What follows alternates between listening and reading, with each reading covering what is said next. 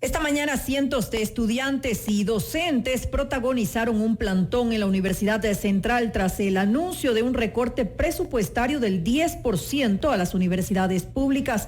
Por su parte, la CENESID comunicó que el recorte se debe a un descenso en la recaudación del IVA en el país frente a la emergencia de la crisis sanitaria por el COVID-19. La noticia requiere profundidad. En Notimundo están los protagonistas de la noticia. Y para conversar sobre esto, saludamos al doctor Fernando Sempertegui, rector de la Universidad Central del Ecuador. Doctor Sempertegui, muy buenas tardes. Gracias por acompañarnos en este espacio. Muchas gracias. Buenas noches. Muy buenas noches. Como lo dije hace un momento en la introducción de esta entrevista, un 10% es lo que representa aproximadamente para las universidades públicas este recorte presupuestario. ¿Hasta qué punto puede complicar el funcionamiento de estas instituciones un recorte que porcentualmente no parece tan alarmante?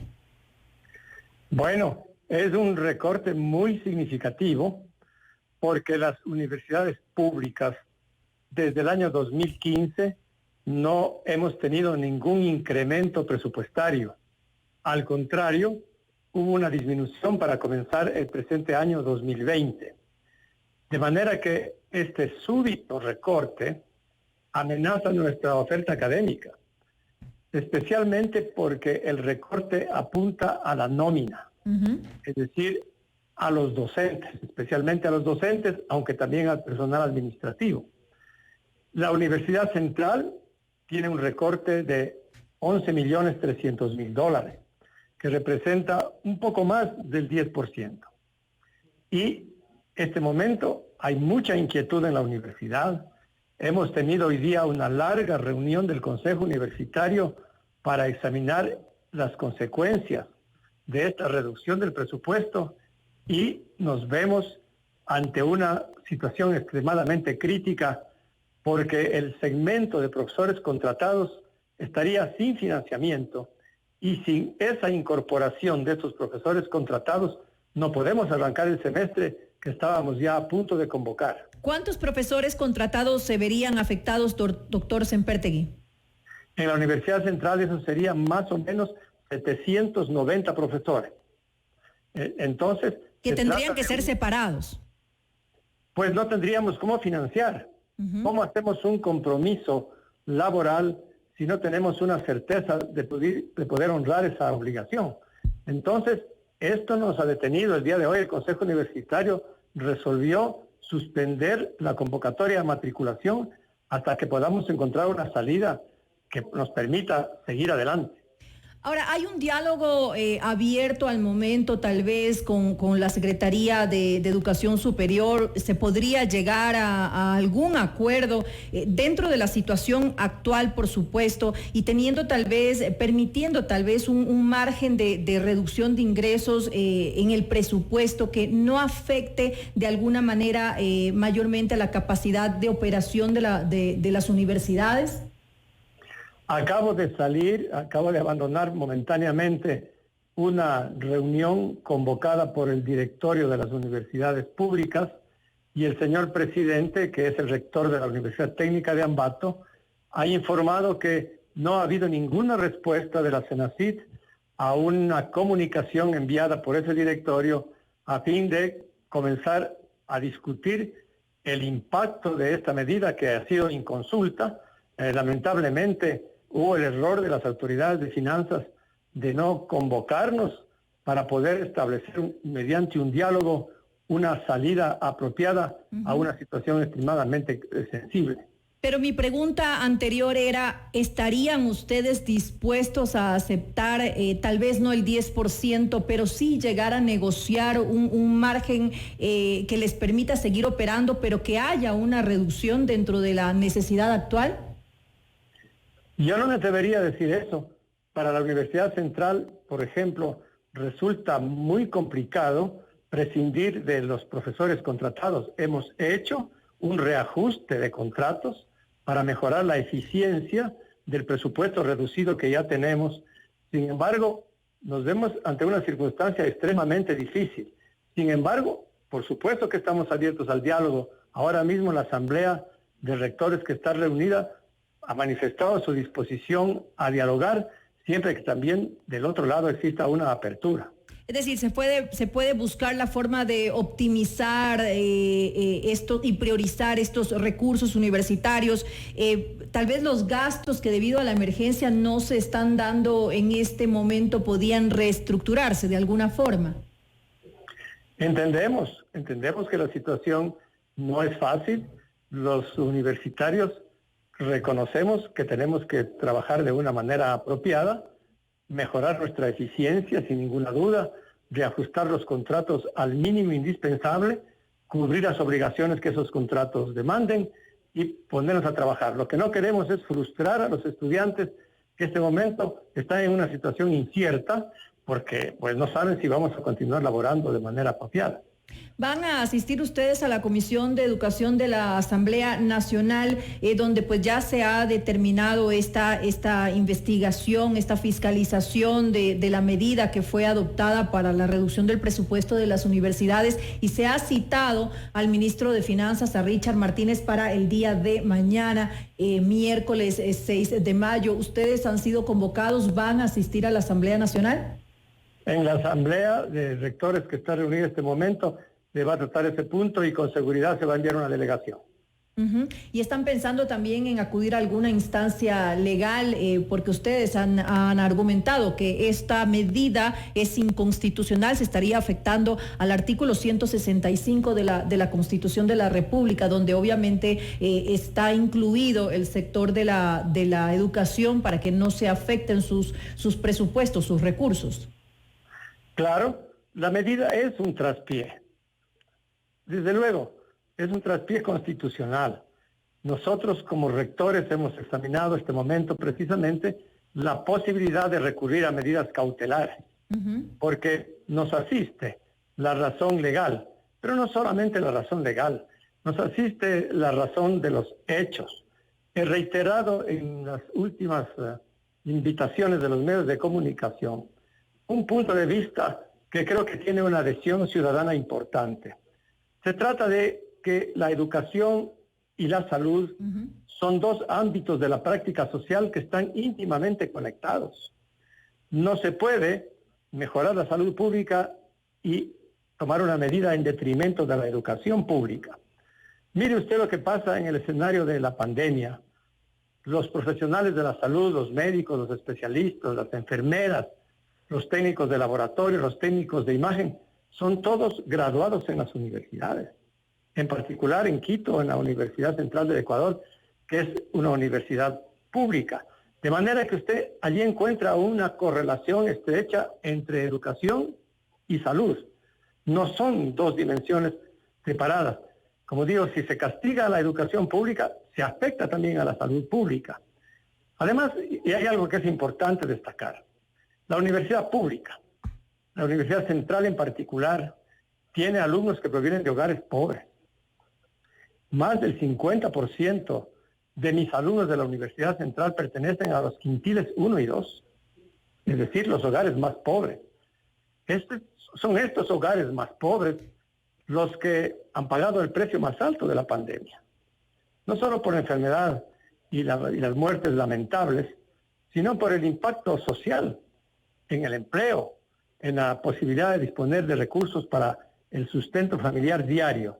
Si a estos hogares se les quita también la oportunidad de la educación superior para sus hijos, entonces están recibiendo un doble golpe. Pero la gratuidad, gratuidad educativa no se está viendo afectada en estos momentos.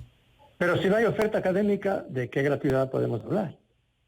La gratuidad es con relación a un servicio que se pueda prestar, que sea un servicio bien organizado y que sea un servicio de alta calidad, porque nosotros no podemos bajar nuestros estándares para formar profesionales que estén altamente calificados. Entonces, si se dice la gratuidad no está afectada, pero les hemos disminuido el presupuesto de manera que los hemos puesto en jaque para mantener la oferta académica, realmente ese es un discurso contradictorio. Pero doctor Sempertegui, ¿usted está consciente de que el 80% de la asignación para las universidades, como lo ha dicho ya la CENESID, proviene de la recaudación de impuestos? Y obviamente en estos momentos esa recaudación de impuestos se ha visto reducida y lamentablemente es una consecuencia el hecho de que también se deba reducir pues el presupuesto de las universidades porque está vinculado a la recaudación de impuestos. Es inevitable para el gobierno. ¿De qué forma puede hacer entonces el Estado en estos momentos que necesita el dinero?